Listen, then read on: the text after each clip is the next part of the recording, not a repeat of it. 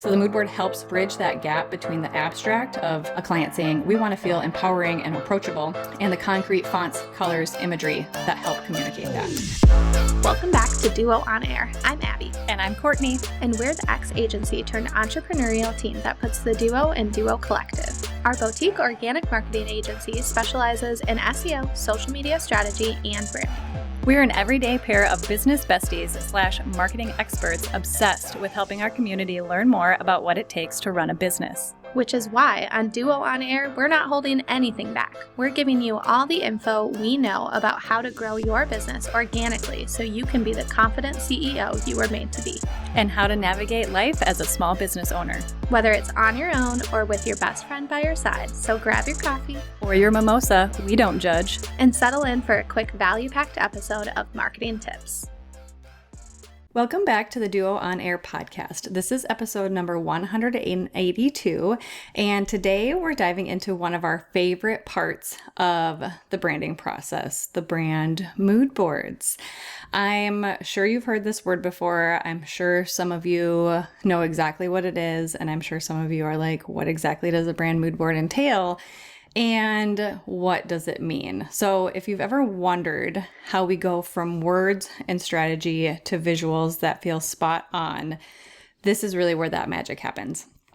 And today it is just Courtney. I don't have my beautiful sidekick Abby with me, but I am so excited to talk to you about brand mood boards and really break it down in a way that is fun and makes sense. And I'm not going to be talking about like the nitty-gritty things today. I'm not going to be talking about essentially the structure of the mood board. I think we can have another podcast episode that kind of talks about the quote-unquote anatomy of the mood board.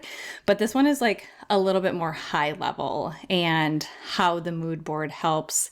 And I'm going to be talking through some visual examples too. So if you're in the car or you're doing something else, you're working out at the gym and you're listening to this, I really strongly urge you to go look at the show notes after, because I will be referencing some client mood boards that will be in the show notes, and you'll really kind of get the idea of what I'm talking about and see those visuals next to each other, and you can kind of compare and contrast. However, I will be talking through it where it makes sense if you are driving or working out too, so don't worry about that.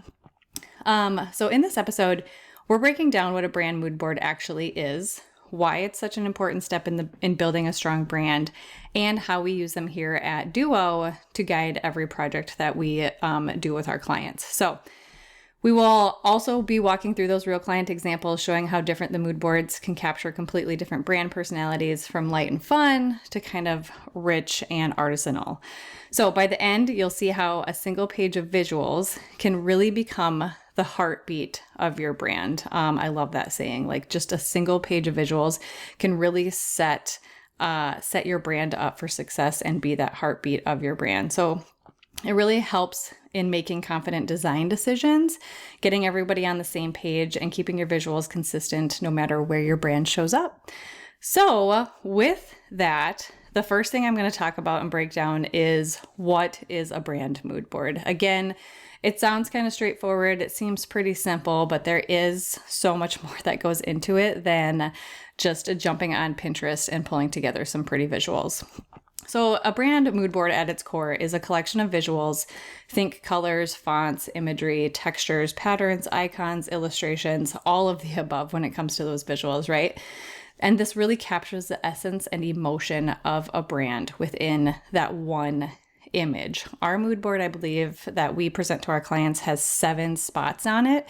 So we're able to show these things within those 7 spots. So we're able to show colors, fonts, imagery, textures, patterns, submarks, illustrations within that whole space. It's kind of wild to think that like you can pull together what is the essence of your brand with a matter of like 7 images. So that's pretty exciting. So every part of the mood board phase is intentional and aligned with the brand strategy. So anytime that we kick things off here at Duo with a brand client, the first thing we do is we do the proposal, they sign the contract, and then from there we have them fill out a questionnaire. This questionnaire is very in-depth.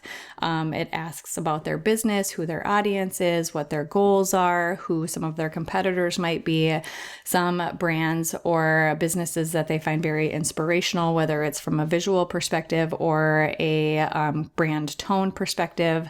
So we get all of that information from the client right away before we do any sort of mood board development. We also request a Pinterest board.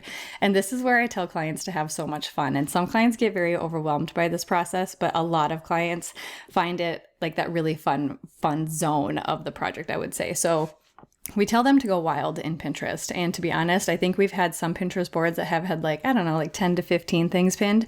And other clients have pinned, I think the highest Pinterest board I had was like 135 pins or something, which was wild. And we got there, we figured it out. It was great. But this is where we have really no rules or boundaries with our clients. We say pin anything and everything that you want when it comes to logos, colors, type, imagery, patterns, icons, illustrations, all of that. And this is such a fun exploration for them to do because we don't put them into a corner. We don't say, hey, we think your mood or your brand should be moody, or hey, we think your brand should be bold. Some people might want moody, some people might want soft, some people might like both of those directions, and they just don't know what's going to be the best for their business. So this is where we take that, and then we start to build out different brand mood boards based on all of the pins that you guys have pinned. So we jump in there, we see, there might be 3 different kind of styles or vibes. So we build those mood boards based on those styles that the client has pinned. So it is really fun to bring those to life. All of the mood boards are typically very different within the presentation. So it's really fun to kind of show them a breadth of what their brand could look like. And our clients typically really love this process. And we have heard a lot too when we present the mood boards, which is typically like 3 mood boards that the clients get to react to. And the best thing that you can hear from a client is, I don't know, I love them all. I want them all. So we sometimes make, sometimes we make their decisions a little hard, but it is a really fun process. So mood boards really act like that visual translation of the brand words. So we take that questionnaire and it is taking those words and making it a visual, bringing their visuals to life from the words that they put in their questionnaire. So for example, if a brand's tone is quote unquote playful and approachable, the mood board might feature bright colors, hand-drawn elements, casual typography. But if a brand's tone is quote unquote timeless and elegant, the board might use muted tones, minimal designs, serif fonts. So you kind of get the idea there. So the first example that I'm going to dive into that will be in the show notes, these mood boards will be in there for you to visually see, is Amuse Joy Poo Bags, their brand mood board. They are bold, colorful, playful, instantly communicates a lighthearted, fun, approachable brand. So this is a product brand that really wants to make a splash in the industry for dog poop bags. So they're very bold, colorful, playful. Then the next one is DWD Travel brand mood board. So she's a destination wedding planner and travel advisor.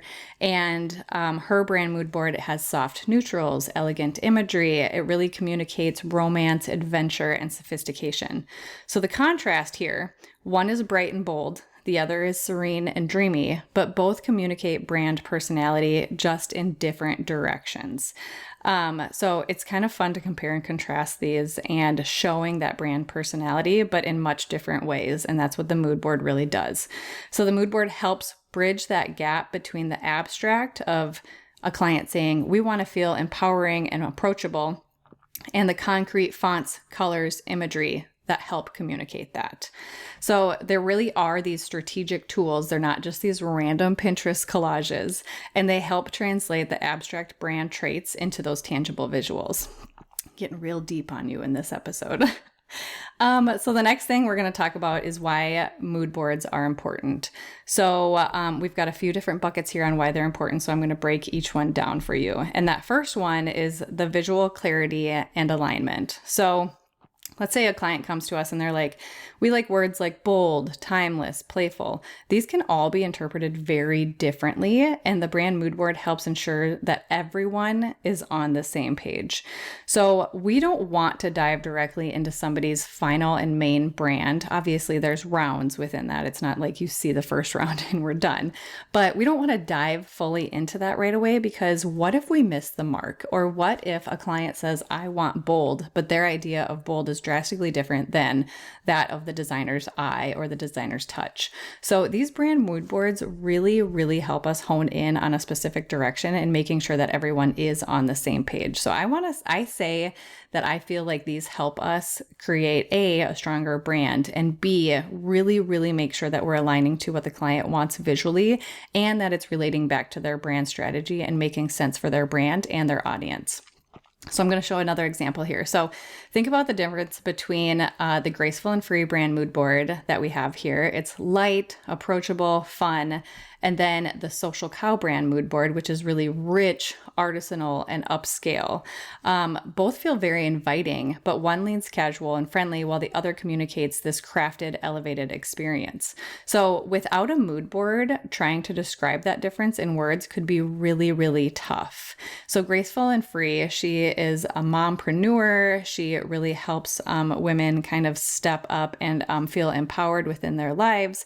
And then the Social Cow is a ice cream business. So they have an ice cream truck and a cart, and they really are leaning towards like community, which so is Graceful and Free. They both are leaning towards community, and they're both inviting, but they both have drastically different looks and feels. So they're both achieving the same thing from a brand strategy perspective, bringing people together, making people feel good within their lives, where they are, feeling very inviting and approachable, but they look drastically different, which again, words would be tough to show that, right? So without this mood board, trying to describe that in those words is going to be tough. So showing those visually really brings that brand to life. The next one is that creative spark. So mood boards really encourage us designers to have that exploration before investing time in that final design. So I kind of touched on that a little bit. Again, sometimes a client might like two completely different visual directions for various reasons. And this phase allows us to really explore all of those directions that the client likes before diving headfirst into the development of one direction. Again, I said that clients sometimes have a hard time choosing, which is a good problem to have, but it really does show a breadth of options of how their brand could come to life before we get to that next step of finalizing and building out their actual brand. So another example I have here is Primal Wellness. They are a product brand. They create natural, holistic products for you that really help with your wellness, and they're women focused and women led. So she really, you would think with something like Primal Wellness and naturals brand that they would lean into kind of like this spa-esque, serene greens, light, neutral colors.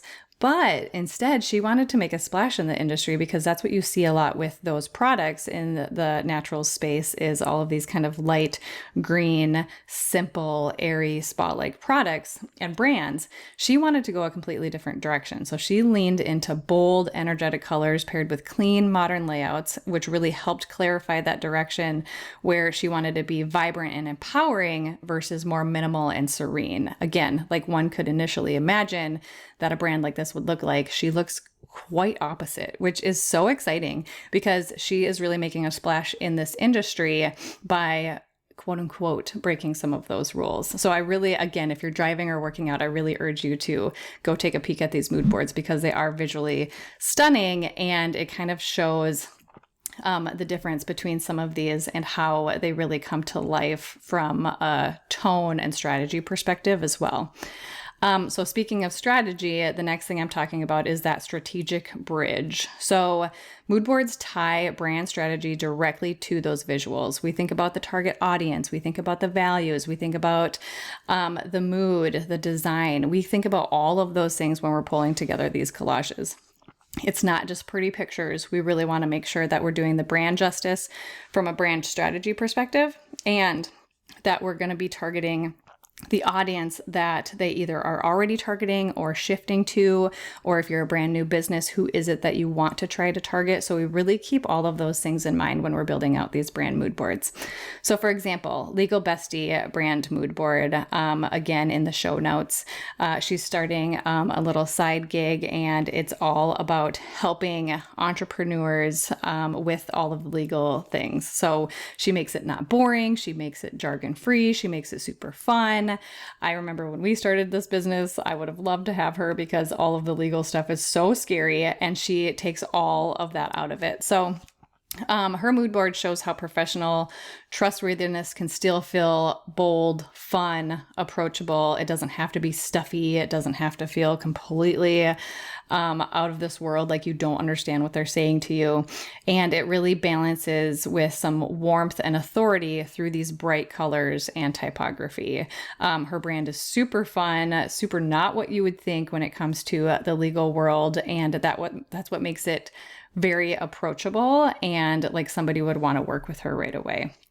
And then the last one is the client engagement and the expectation setting. So in client work, mood boards serve as kind of that checkpoint. Like, does this direction feel right? And again, we usually have like 3 to 4 directions, and we're asking them which direction feels right. Because could you imagine if we started to dive into their main brand and the direction was completely off? That's hours that we've lost. That could be a poor client experience.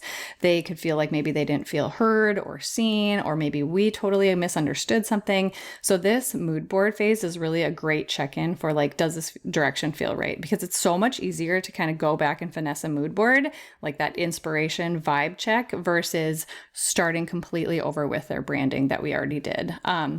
So this is one reason that we love this process, because we want to make sure it's the right gut check and that we're moving forward in the way that feels good for the client and good for the brand. It really builds excitement, confidence, and kind of that buy-in before the bigger design work begins. And this phase is so fun because people just light up, really. It like builds their excitement. They're so excited. They're like, wow, I can't wait to see my brand come to life via this direction of this mood board that we checked. So the excitement part of it is super exciting, especially when they choose the board that us as the designers like, which often happens. And we never send the presentation and say, hey, our favorite board is this, because obviously we want them to base the decision on how they feel, right? But a lot of the times they do choose the one that we like the best, and then we just like get so giddy, and I'm pretty sure we send multiple emails with GIFs and memes and all of the things. But it is really exciting to see the clients light up and be like, oh my gosh, next step, I get to see my brand in this visual identity. It helps prevent kind of that dreaded, I don't like it reaction later in the process, which we've also kind of already talked about. And then it really gives the clients that kind of, yes, this is me moment early on, which again helps build on that confidence and excitement. So how we do mood boards here at Duo Collective, the foundational step, this is like that very first foundational step in every branding project. It starts here before logos, patterns, website layouts, all of that. We're going to lock down the visual vibe of your brand via these mood boards. So I briefly talked about this early, but our process is the questionnaire plus the strategy. Then we get into curating that inspiration that aligns with their audience and personality based on the Pinterest board that they've created. And then we present the cohesive mood boards as a checkpoint before we start to dive into their brand mood boards. So again, this really helps inform everything from the logo design to the typography, to the colors, to the website layout, even social templates. Like, this is the foundational work for how your brand is going to look and feel across all touch points before we even build your brand in this quote unquote vibe, let's say. So it is really such a fun process. So some examples here. I'm going to go back to DWD Travel. Their brand Moodboard served as the foundation for this destination wedding and travel planner brand. The soft romantic palette really influenced everything from the typography to the web design. And we worked with her from start to finish on all of this, which was so much fun. Her website is launching soon, so soon. So we can't wait to show how all of it came together. And maybe I'll even do a little visual in the future of like mood board to brand board to website and beyond. And then the next example is Amuse Joy Poo Bags. Again, helping lean into a colorful, playful direction for packaging, digital presence, and adding personal touches like bringing in illustrations of her own pups. Like we knew that was something that was really important to her. So we even included examples of what that could look like within her brand mood board. So again, the role of strategy is that the mood board isn't built in isolation. It's not built from pretty pictures that we're seeing on Pinterest. It's really built from the insights that we have gathered about who the brand is and who they're speaking to. Again, the end result informs logos, fonts, color palettes, and it really acts as this visual North Star that keeps everything cohesive both now and in the future. So really, at the end of the day, this is such a crucial step in building the brand, according to us. We have felt so strong about the mood board process. It has been such a light for our clients. They absolutely love this process. And they are really that strategic foundation, not just a creative exercise. So we like to say they're not fluff, but they're foundational. Helping everybody align visually, strategically, sparking creativity and exploration without that strong commitment right away, bridging the brand strategy with the actual design, and then of course, exciting our clients and building confidence in the process. So we strongly urge anybody, if you are a DIYer, to start here with this mood board to help your brand feel consistent, intentional, memorable, because again, it's really that brand's heartbeat in a single glance. And another thing that I'm going to leave you with before we wrap all of this up is when we look at mood boards, it is so important to look at all of the elements that are working together because they work together for a reason. And I always tell my clients this too when I'm presenting them their mood boards, because sometimes people like to Frankenstein things, which is okay. I feel like it's just kind of in our nature because we like things here, we like things there.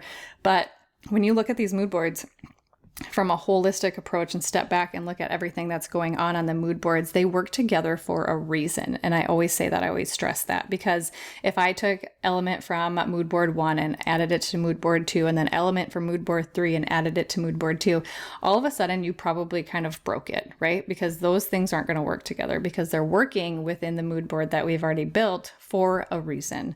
So fonts work together, colors work together, imagery works together, patterns work together. They all connect for a reason.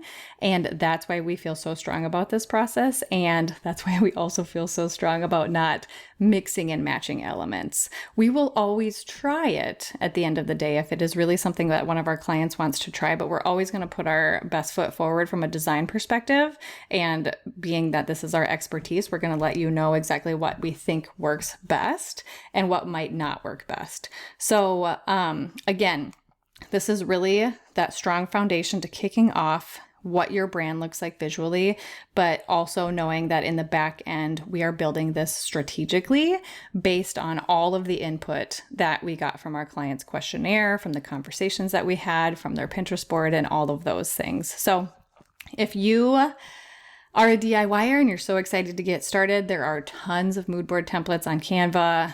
This is actually where we build our mood boards, is in Canva. So I would say like jump in there and start having fun. But again, making sure that you're being strategic about it. Or if you are a new business owner, or you're starting something, or you think that you're in the need of a new brand, we are always here to start this process with you. We would be so excited to work with you. And again, you can reach us on our website. You can hit us up on Instagram.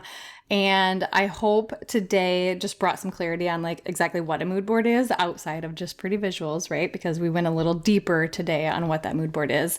And I also hope that you've had time to look at some of these visuals and really kind of compare and contrast and follow along with this podcast episode on kind of what I talked about with those. So again, if you're not by your computer, I know I tried to make this make sense as much as I could without looking at visuals, but if you are by your computer, I strongly urge you to take a check at the show notes, check out those mood boards, and also we would love to know what you think about this episode, and if you would also like an episode of where I can kind of break down the anatomy of a mood board that gets a little bit more kind of nitty-gritty with the things that go into the mood board. If you liked this episode, please be sure to share it with a friend and subscribe so you don't miss any new episodes dropping every Monday. Plus, if you haven't already, please leave us a review and don't hesitate to share any new episode ideas. We love hearing from you and creating this content for you. See you next week.